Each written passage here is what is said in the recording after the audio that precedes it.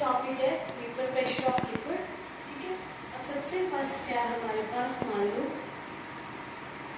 एक जार है, ठीक है, इसमें आपके पास बिल्कुल ही क्या प्योर सॉल्वेंट, ठीक है, कोई भी सॉल्वेंट हो सकता है, सपोज आप वाटर ले लो, ठीक है।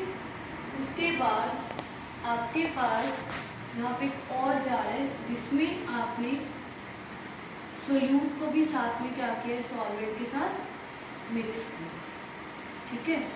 मीन्स आपके पास जो एक जार है उसमें सिर्फ प्योर सोल्यूट है और एक में क्या प्योर सॉल्वेंट है, ठीक है।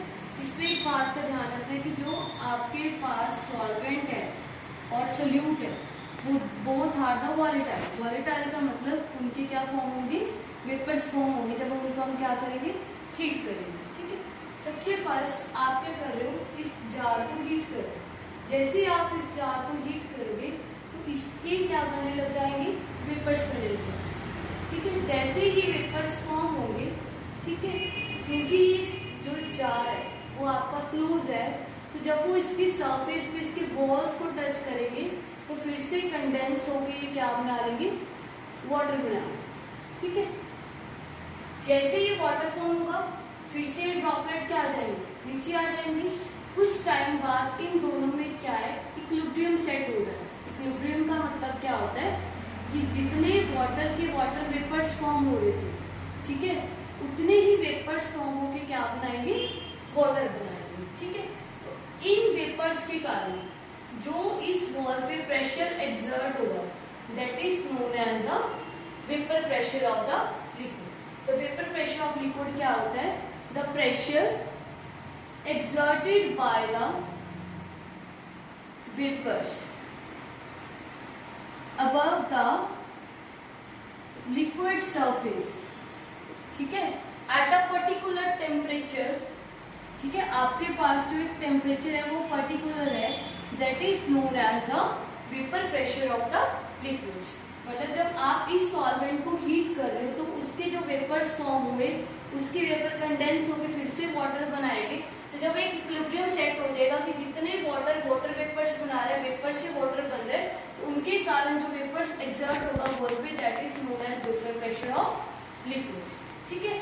अब नेक्स्ट आपके पास है कि आपने सोल्यूट को भी सॉल्वेंट के साथ मिक्स कर दिया। जब सोल्यूट को सॉल्वेंट के साथ मिक्स किया तो क्या होगा, जैसे सपोज आपने कोई भी सॉल्यूट ले लिया, मान लो आपने बेंजीन ले लिया, ठीक है, आपने इसको मिक्स कर दिया सॉल्वेंट के साथ। बेंजीन भी वॉलेटाइल है, ठीक है, तो इसके जब वेपर्स फॉर्म होंगे इसका जो वेपर प्रेशर है as compare to pure solvent वो क्या होगा, ज्यादा होगा। बिकॉज इसमें क्या है, जो सोल्यूट के पार्टिकल्स हैं वो क्या करेंगे, इसके पाथ में हिंड्रेंस क्रिएट करेंगे, ठीक है, पाथ को हिंडर करेंगे, जिसके कारण क्या है, जो इस सॉल्यूशन का वेपर प्रेशर क्या होगा, ज्यादा होगा एज कम्पेयर टू सॉल्वेंट, ठीक है। अब सबसे इंपॉर्टेंट पार्ट है कि जो वेपर प्रेशर है वो किस पे डिपेंड करता है। सबसे फर्स्ट आपका है नेचर ऑफ सॉल्यूट, ठीक है। सबसे फर्स्ट आप बोल सकते हो नेचर ऑफ सॉल्यूट या फिर नेचर ऑफ द लिक्विड बोलना। नेचर ऑफ द लिक्विड में आप कह सकते हो कि आपके पास जो लिक्विड है उसमें कैसे इंटरेक्शन है। अगर मान लो जो आपके पास लिक्विड है उसमें जो इंटरेक्शन है बहुत ही ज्यादा वीक है, तो वीक इंटरेक्शन के केस में क्या लगेगी, एनर्जी कम लगेगी, तो जिसके कारण आप जैसे उसको हीट करोगे तो जो वेपर्स है वो क्या हो जाएंगे, इजिली फॉर्म हो जाएंगे। तो वेपर्स इजिली फॉर्म होंगे, इसका मतलब क्या है कि जो वेपर प्रेशर है वो बहुत क्या होगा, ज्यादा होगा। अगर जो इंटरेक्शन है वो लार्ज है, ठीक है, इंटरेक्शन लार्ज है तो आपको हीटिंग ज्यादा देनी पड़ेगी, तो वेपर प्रेशर या वेपर्स क्या फॉर्म होंगे, लेस।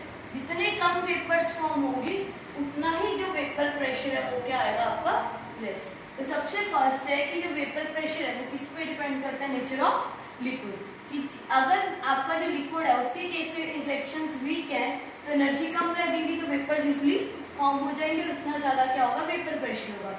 सेकेंड केस क्या आपका, टेम्परेचर, ठीक है। Temperature is directly proportional to the vapour pressure, ठीक है। जितना ज्यादा टेम्परेचर होगा उसके केस में क्या होगा, वेपर प्रेशर उतना ज्यादा होगा। मतलब जितना आप लिक्विड को हीट करते जाओगे, ठीक है, उसके वेपर्स उतनी जल्दी फॉर्म होते जाएंगे, जितने वेपर्स फॉर्म होंगे उतना ही वेपर प्रेशर क्या हो जाएगा, इंक्रीज हो। तो temperature of the liquid is directly proportional to the vapour pressure of the solution. Raoult's law, ठीक है। तो लिक्विड सॉल्यूशंस के केस में हम राउल्स लॉ को फॉलो करेंगे। सबसे फर्स्ट हम किन की बात करेंगे, फॉर द वॉलेटाइल लिक्विड्स, ठीक है। वॉलेटाइल लिक्विड्स के केस में क्या होता है, सपोज आपके पास दो लिक्विड्स है, लिक्विड ए है, एक लिक्विड बी, ठीक है। इसका कुछ अपना वेपर प्रेशर होगा जिसको आप डिनोट करोगे विद पी नॉट ए, इसको आप डिनोट करोगे with P not be. Suppose मतलब आपके पास ए और बी दो डिफरेंट लिक्विड्स हैं, तो दोनों का वेपर प्रेशर मतलब जब वो प्योर फॉर्म में कैसे कह सकते हो कि मान लो आपके पास एक बीकर है, इसमें ए लिक्विड है, एक और बीकर है, इसमें लिक्विड कौन सा है, बी। उसके बाद आपने इन दोनों को मिक्स कर दिया, अब ये लिक्विड कौन सा हो गया, ए और बी, ठीक है। यहाँ पे कंपोनेंट पी नॉट ए है, यहाँ कंपोनेंट पी नॉट बी है। These are the pure components, ये दोनों बिल्कुल क्या है, प्योर कंपोनेंट्स है, ठीक है।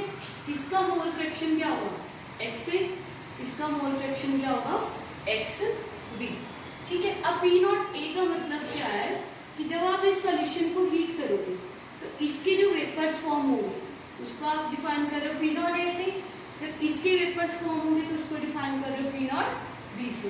जब इन दोनों को मिक्स कर दोगे तो उनके जो वेपर्स होंगे वो क्या होंगे, पी और ए, ठीक है। तो रॉल्स लॉ क्या कहता है, vapour pressure partial vapour pressure of liquid is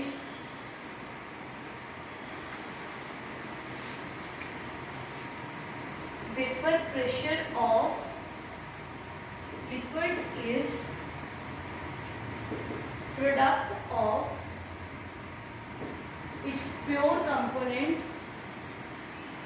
and mole fraction, ठीक है। रॉल्स लॉ कहता है कि कोई भी कंपोनेंट है उसका जो वेपर प्रेशर है वो किसके इक्वल होगा, प्रोडक्ट ऑफ उसका जो प्योर कंपोनेंट है उसी की ही मोल फ्रैक्शन। मतलब आपके पास जो सोल्यूशन है इनका प्रेशर कुछ पी नॉट ए है, इसका कुछ पी नॉट बी है।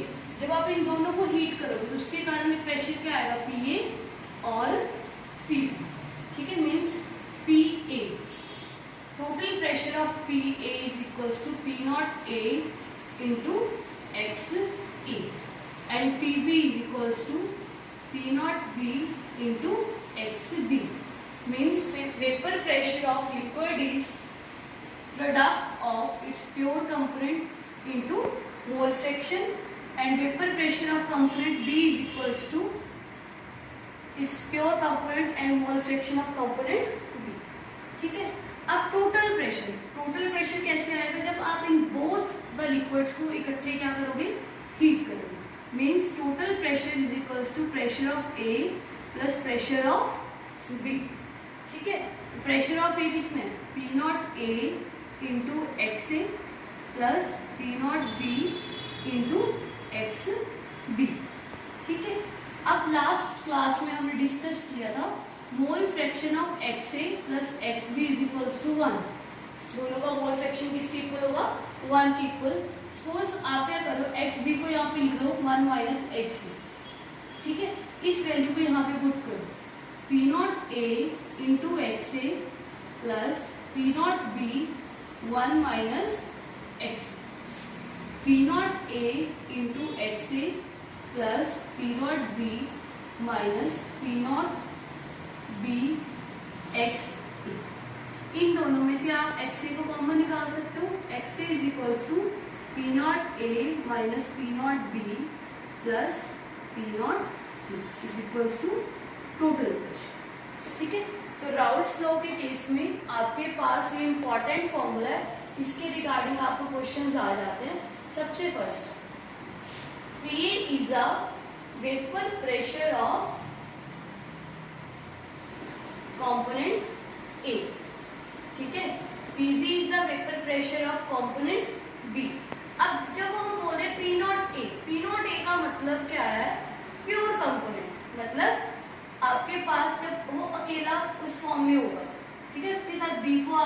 X नहीं है, pure component B। X A क्या है? Mole fraction of component A and XB is the mole fraction of component B। ठीक है, तो आपको एग्जाम में क्वेश्चन आ सकते हैं, आपने माइंड में ये फॉर्मूला ध्यान रखते हैं, P not A into x A plus P not B into x. और आप ये भी रिलेट कर सकते हो कि आपके पास क्या है, ए और बी है, ठीक है, बी हमेशा आपका क्या होगा, सॉल्यूट होगा, ए आपका हमेशा क्या होगा, सॉल्वेंट होगा। तो this is the round flow. क्या कहता है कि आपके पास दो कंपोनेंट्स है, दोनों का जो प्रेशर है अगर वो प्योर फॉर्म में है, ठीक है, अलग अलग फॉर्म में, तो उसको आप इसे डिनोट करें P not A into P not be. ठीक है, उनका जो प्रेशर है, टोटल प्रेशर किसके इक्वल होगा, it's pure component into its mole fraction, मतलब उसकी मोल फ्रैक्शन कितनी है। वैसे आप बी के केस में बताओगे P not B into x B. जब आप इन दोनों लिक्विड्स को आपस में मिक्स कर दोगे तो टोटल प्रेशर क्या हो जाएगा, P which is the sum of pressure of A plus pressure of B। तो P not A into x A plus P not B into x B. उसके बाद आप मोल फ्रैक्शन की वैल्यू को put करोगे, फिर आपके पास क्या आ जाएगा यहाँ पे टोटल प्रेशर। तो Raoult's law is generally used for the binary solution. Binary solutions क्यों बोल रहे हैं, क्योंकि हम इनमें दो ही, एक सोल्यूट और एक सॉल्वेंट की बात करें।